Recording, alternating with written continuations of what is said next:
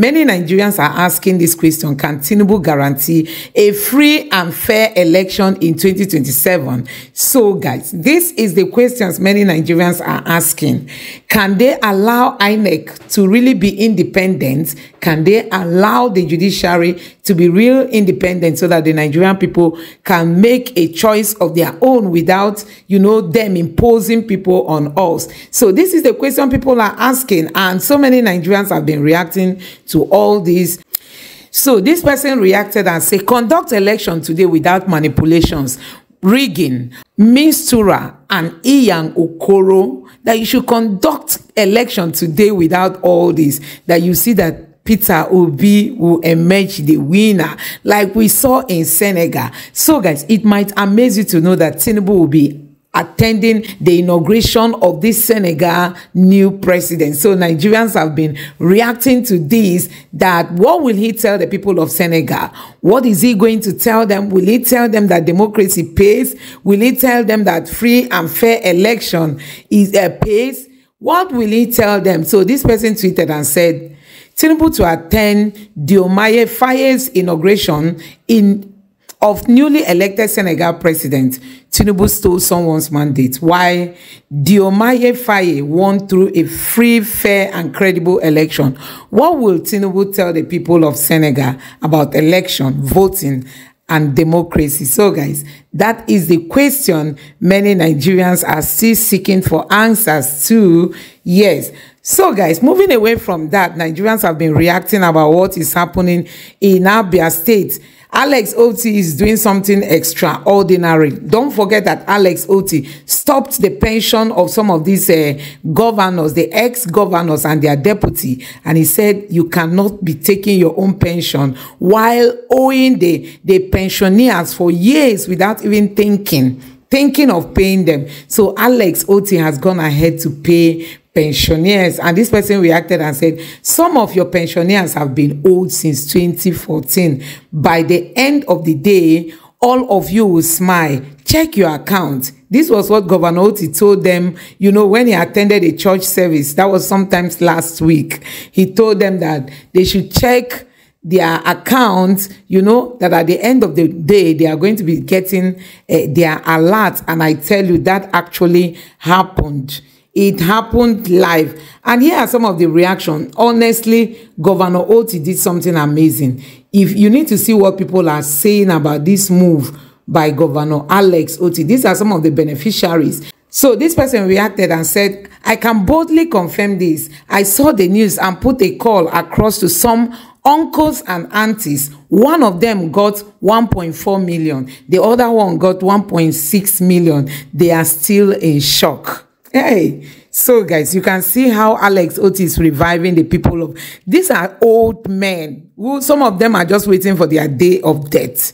But you can see, for you to hear that 1-point-something million landed in your account, you can see that these people, no doubt, they are going to live longer, honestly. And this other person reacted and said, I can testify to this. My auntie who resides in Azikiwe Road, Aba, already received alert. She couldn't believe her eyes. God bless Alex Otti for putting these smiles on her face. Oh my God.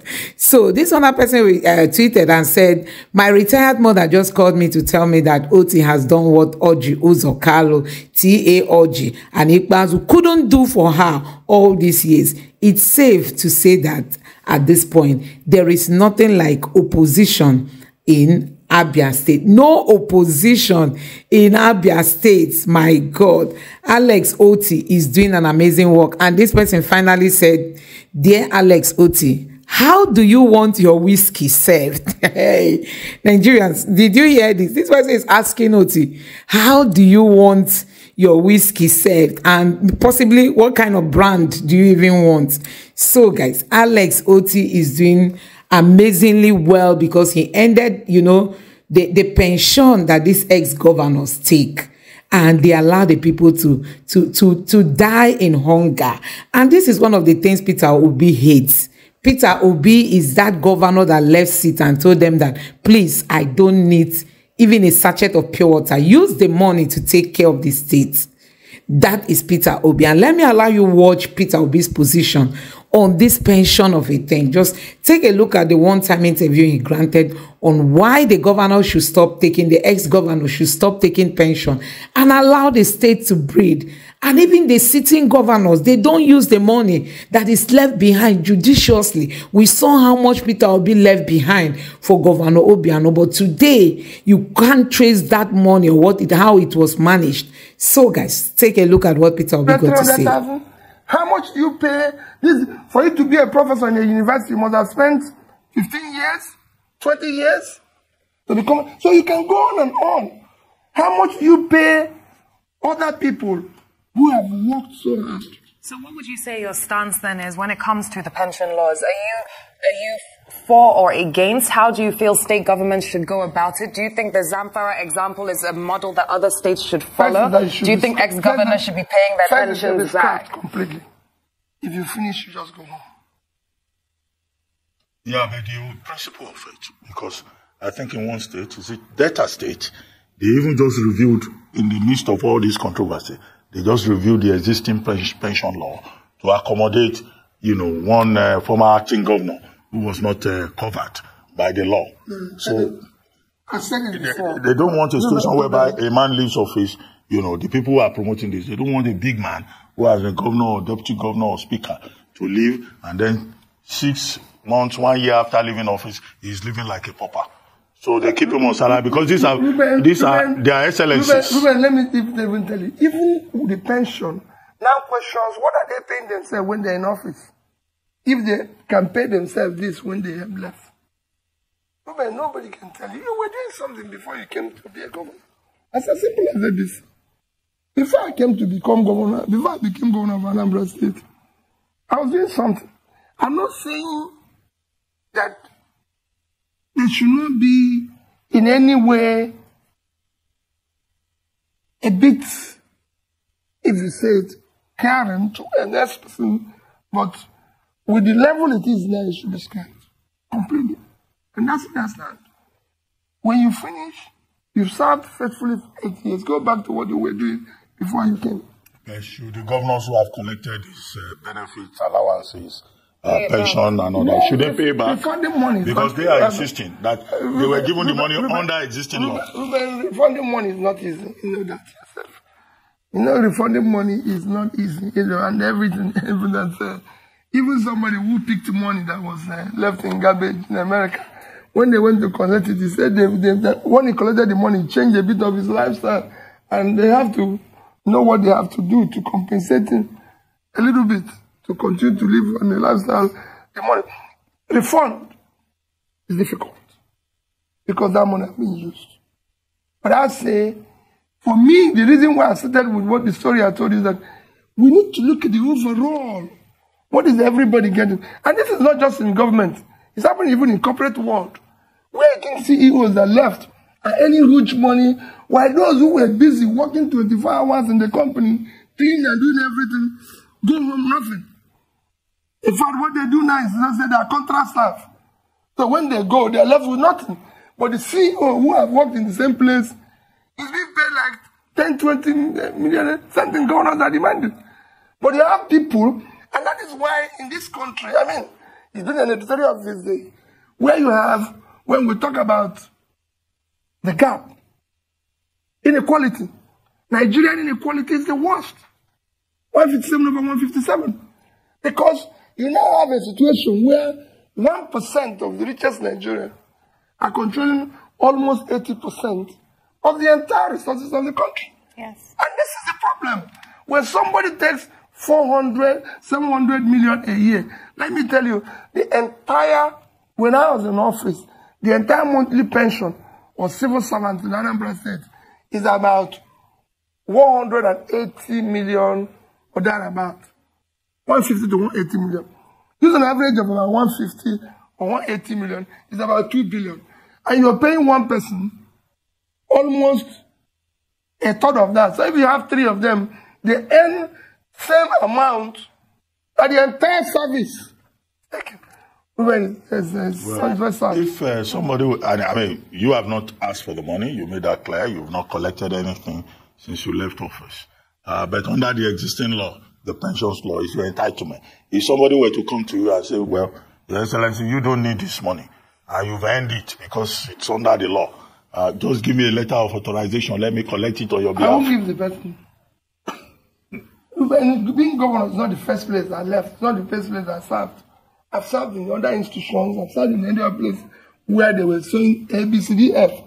I served in banks, about 2 banks, yes, directors. They were buying directors, cars and everything. Go ask any of them where they bought cars for me. Okay, so I just believe that you have to pass through a place, serve to the best of your ability, and move on with your life. we do have to go on a very quick commercial break in just a moment, and we'll come back. But when we do, I want to bring us up on Nigeria's current debt portfolio and the $29.96 billion loan request that was finally approved by the 9th National Assembly. And I'd love to get your take on that and everything that you think about that. You are still watching The Morning Show here on Arise News. We'll be right back after the break.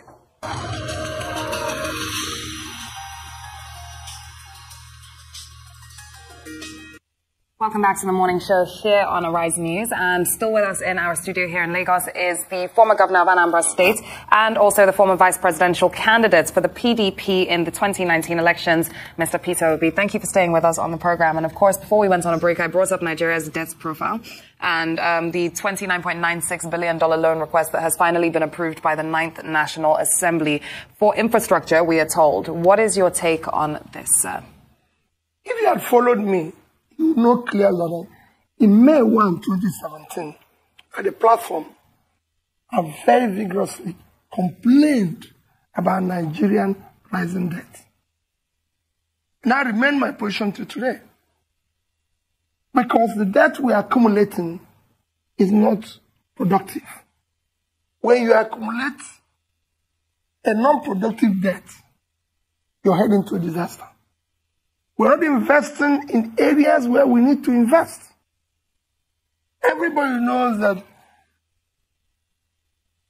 where we need to invest is education. Today, everybody knows that education has the highest return on investment. The more you invest in education, the more developed, the more better your economy. We need to invest in health and everything. Our debt has moved from about 10 trillion to 25.7 trillion. And now, with their new approval, we are hitting 30-something trillion. Our debt servicing have moved from about 1 trillion to now next year about 3 trillion, because 2.7, about 3 trillion. About 24% of the budget. The question to ask yourself is not the number of budgets. The most important place you need to invest money is in education and health. Everybody knows where the measure of development is HDI, which revolves around this. You are low in terms of life expectancy. When the average is 75, you're 53. In terms of education, when every other country we are competing with is at 90-something, we are 51. We're one of the lowest. And you're not investing in these two areas. Just to tell you how bad it is, our debt servicing today is about 2.8 trillion. Between 2016, let me include 2019 and 2020, our budget for education in 2020 is 684 billion. If we include it, the budget of these 5 years in education is 2 trillion 893 billion. That means what you used to service debt in 1 year is about what you spend in education, the most important investment in 5 years. In health, I had expenditure in that 5 years is 1.9 trillion. So it's even higher. Even if you look at next year's budget, just next year's budget, we provided 2.8 trillion for debt servicing. And I bet it's going to be more. The same next year, 2020, this celebrated budget, our budget for education is 684 billion. Our budget for health is 441 billion. Both of them put together is not even up to 50% of your debt servicing. You have a crisis. So you cannot continue to borrow. It is wrong. And this debt is not impacting. We're the only country I've said it that is borrowing, and it's not impacting in our growth. Clearly. Because in 2015, your GDP was 520 billion. Your per capita was 2,550. At that time, you were owing about 10 trillion. Now you've moved to where you are now owing 25 point something trillion. So you've added 150% to your debt, and your GDP is 390. Your per capita is 1,920. So you have a crisis. Let's look at the other side of it. The Debt Management Office says that the federal government has in place a debt management strategy that is sustainable, and that this loan that the federal government wants to take is a low interest, concessionary, long-term loan, which Nigeria can manage. The Minister of Finance's debt to GDP ratio is still manageable, it's small. The Senate President says with the Production Sharing Contracts Amendment Bill having been passed to law, and the Finance Bill 2019 having been passed into law, government is not going to have any crisis, funding the 2020 budget. So it looks like on the government side, there has been an attempt to provide for the, crisis that other people are talking about. So do you think they've taken enough steps to prevent any kind of crisis, even if the president himself admits that it's a deficit budget that we're going to run? Ruben, I'm a trader. I'm not a trade economist. Trade economists can tell you about debt to GDP, debt to this. I'm talking about debt to your revenue. That is the crisis. Yeah, but production sharing, contracts, let me tell you finance production sharing can only bring additional 1 billion or thereabouts. What of the finance act? You're just changing and saying, people should pay more VAT, people should pay more this and everything. It is the same people, the same like 8 million people that are already impoverished, that you're going to take this VAT from. You're not going to create it from. It's me and you. When they say the VAT has increased, even is you that is going to pay more for the goods. The VAT is not going to, God is not going to add additional money to Nigeria. It is you that is going to pay for the bill. So when they say these things as if they pass a law, then somebody is going to bring it from nowhere. It is the same impoverished Nigerians. It's like this, when they tell you, our tax revenue to GDP is low. It's low because it's very simple. The only thing that makes tax revenue to increase is that the economy is productive. People are employed. The more job you can create, the more revenue you can get.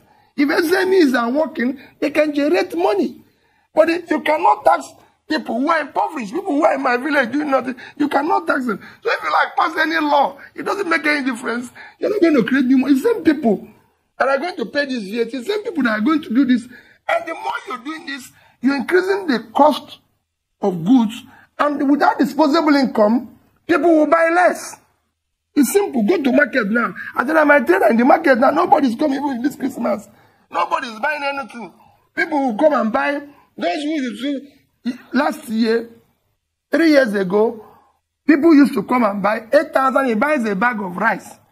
Today that is 20. The person comes 3 of them because their income have diminished. They buy 3 and share. So they're not going to change. You're not creating new people. The only way to get new funding is that these people, you pull these people out of poverty. So when people talk about GDP, debt to GDP, it is wrong. Ruben, I'll give you an example of, I always use, say, Japan. Japan debt to GDP is over 200%. But don't forget, even with that, Ruben, Japan per capita is about $50,000. Your own is 2,000. But they're owing all this money. So what is happening? Japan today owes the highest amount of US Treasury bills. Now, most of Japan's debts are internal. It is what government needed to sustain the economy. So don't talk about debt to GDP. It is what is, I'm saying about borrowing. Let me use a country just to conclude on this debt. To give you an example. Vietnam in 2010 embarked on aggressive drive for the economy. And they started borrowing too.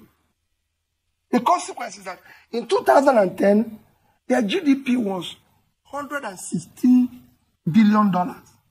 Their per capita was 1,300. They kept borrowing. By 2015, Vietnam was at 192 billion GDP. Their per capita moved to 2050. Today, they are 241 billion. Their per capita is down to 255. Which is what happened. On a quick commercial break. They have done better. So we are borrowing. Our growth is heading south and everything. Sir, sorry, we do have to take a very quick commercial break. We'll come back and continue with this discussion. Do stay with us. You're still watching The Morning Show here on Arise News.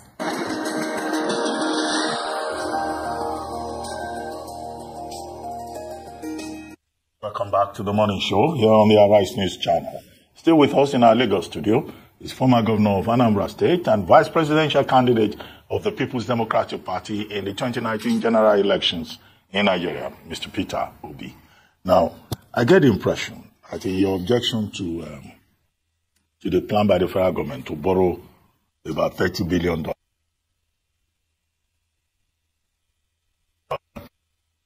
activity or to add value, but the federal government has made it clear that this money will be used for infrastructure. Are you saying that infrastructure is not important, or you are doubting the fact that the government will deliver on its promise? Because the 8th National Assembly rejected the same proposal on the grounds that they were not sure what government wanted to do. So this is just an objection to borrowing. We've been told that all the past borrowing were strictly for capital projects. Am I right? So, Ruben, is a very simple thing. Show us the one that we've already borrowed and financed. That's how it starts. This is not rocket science. You said you're going to borrow. It's a very simple thing you can even do in your house. Your wife comes and says, listen, if you give me money, I'm going to cook this type of dish. Wives don't offer borrowing plans. No. The plan can change. No.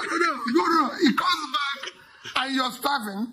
And he says, where's the money? I gave you this money. He said, well, if you give me new one, I'm going to strictly use it for this. Let us make consistent. We're dealing with issues that are very important. We're dealing with the future of our children. It is important. We have borrowed so much in the past. What did we use it for? It's very easy to audit what it was used for. And then this one we're going to borrow, can we show in empirically verifiable, this is what we're going to use it for? And who are those who are technically savvy that are borrowing this money and applying it judiciously? Even have been in government where people just come from nowhere, tell you, you must borrow for this, borrow for that. Listen, why are we going to borrow money? We don't need to borrow money. We have areas we can cut, and we don't need to borrow. And I said to anybody, I was in government for 8 years. We never asked anybody for a loan for one day. Not because we had, because we could look, whenever there's need to borrow, we first look inward and said, if we cut this and cut this and cut this and cut this, we don't need to borrow this money. And I believe there's areas where you can still do that, and areas where investing. Is it that we are borrowing money and throwing in education? So we can see that schools have improved and changed and everything. Is it that we're borrowing money and put it in health so that hospitals and everything and all that have improved? Is it that we're borrowing money and putting it on the so-called infrastructure? Where are the bridges? Where are the roads? Where are these that are completed that we can say we borrow this? Ruben, let me give you an example. We've just done from 10 trillion to 25 trillion. Other 15. Nationally, whether I like it or not. That's Ibadan. Lagos Ibadan Express Road, which they've been building since God knows, since I was in university. All they need is 200 billion.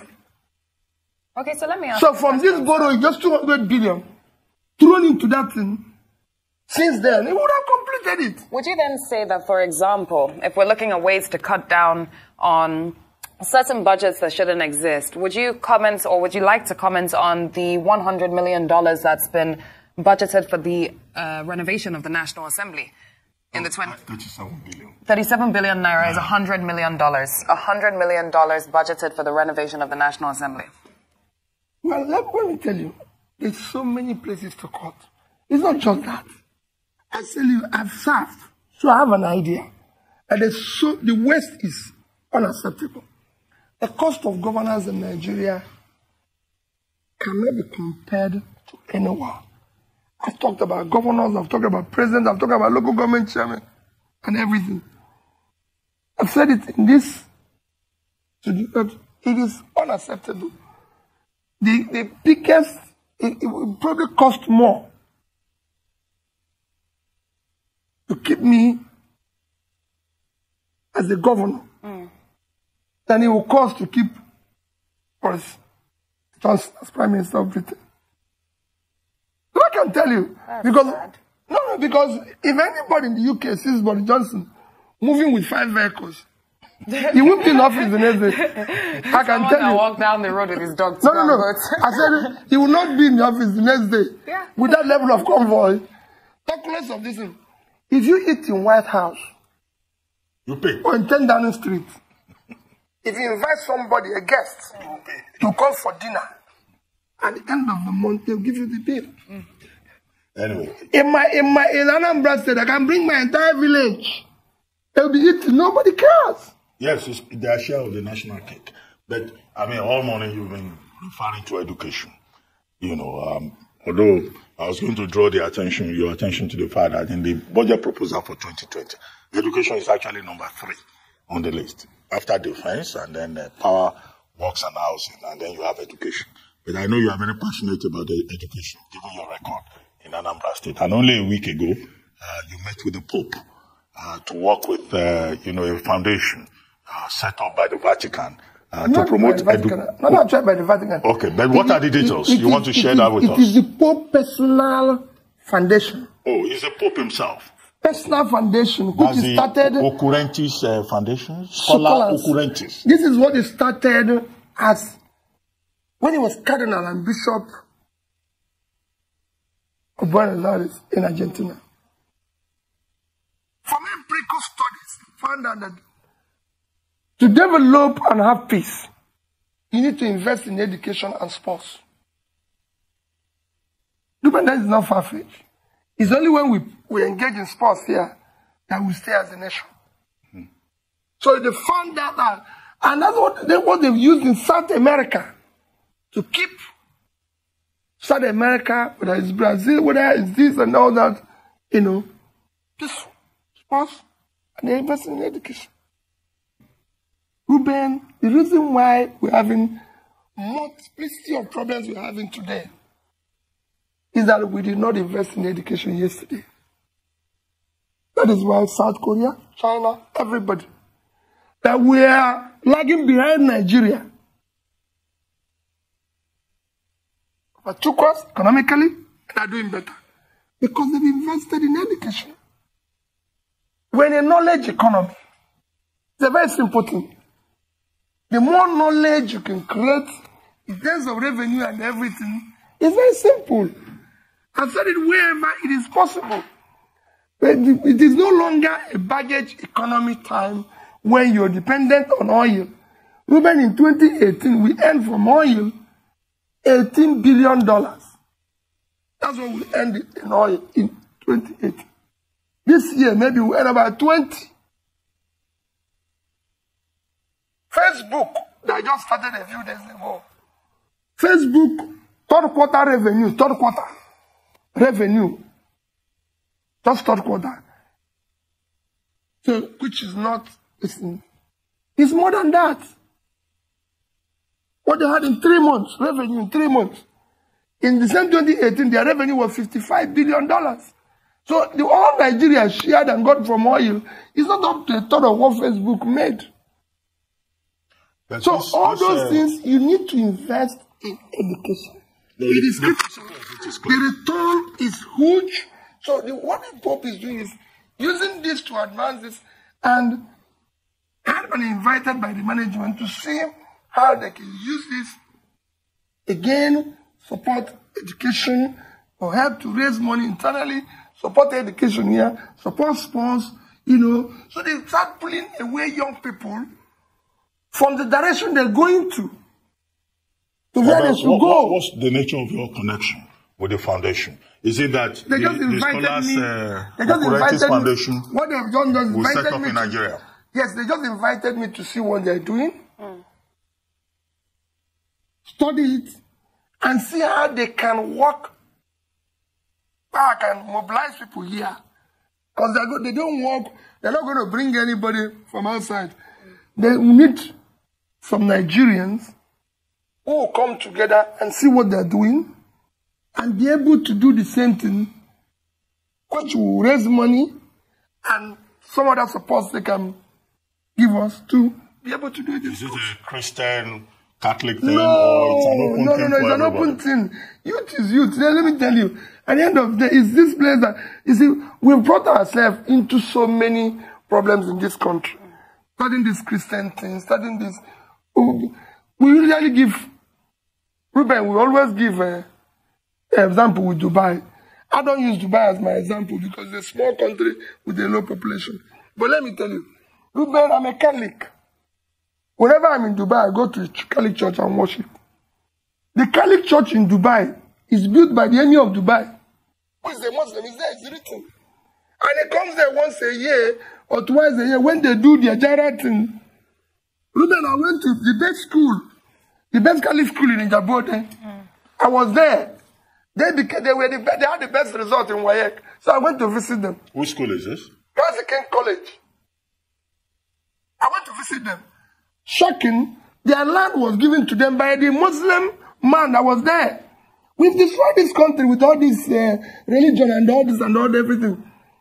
We shouldn't. We are Nigerians. And that is what brings us together. You do your own worship. We're multi-religious society. Will this foundation be open in 2020, or when is it looking to come into Nigeria? Well, it depends on, I have to study, I have to know the value, what they're going to come, engage them, we have to talk and all that and all that. They don't want to come in here and become, it's not, when you talk about, people are looking at it, people say, oh, maybe they think they're coming to share money. They're not coming to share money. They're not coming to do this. They want you to even raise internally. You see, if you look at what all development agencies are doing now, whether it's the Gay Foundation and everything, they want you to bring in, just like when we did NDG, they want you to contribute 50% or some percentage of what they contribute, because they want you to show that you're interested. So we are not at the exploratory stage where I need to study, do this, and look at maybe people like you who mean well and say, come, let all of us come together and do this. How do we set up to see that the young ones engage in sports and all this, that this can help them? They don't need to go into crime in order to succeed. They don't need to do kidnapping. I mean, a good footballer earns more money than all the kidnappers put together. Very true. So if they're engaged in sports, there's so many people who are doing sports all over the world and are earning good money and they're happy with what they're doing than doing this. Jamaica have proved it. Brazil have proved it. Look at their income and their foreign exchange and everything. India have even cricket and everything. So there's a lot of sports that can be developed. We'll need to wrap this up within 30 seconds. But before we go, the Governors Forum, the governors met yesterday. And one of the outcomes reported in the papers is that the governors are saying they know nothing about the $29.96 billion that the federal government wants to borrow. And that is just the federal government and that they are not involved. Is that standard practice for governors not to be carried along? Ruben, it goes to what I'm saying. If governors are not saying they don't know, they are by the ordinary citizen. You can't go and borrow. Ruben, look at our budget for our huge budget for 2020 is 10 point something trillion. Well, and you're borrowing 10 trillion, and people don't know. So, guys, you have seen it for yourself. Honestly, we need this kind of leaders. Alex Otti and Peter Obi have proven that, a new Nigeria is possible. And that is why the obedience will not stop believing in people like Peter Obi. We need credible people. We need people who we can trust. We need people we can work with. We need people who understand the situation Nigerians are into and who are able to help Nigerians out. So, guys, let me know your thoughts in the comment section below. Please don't forget to subscribe to the channel. Turn on the notification bell. Please give this video a like so that YouTube can recommend it to others, and drop your thoughts in the comment section below. Thank you.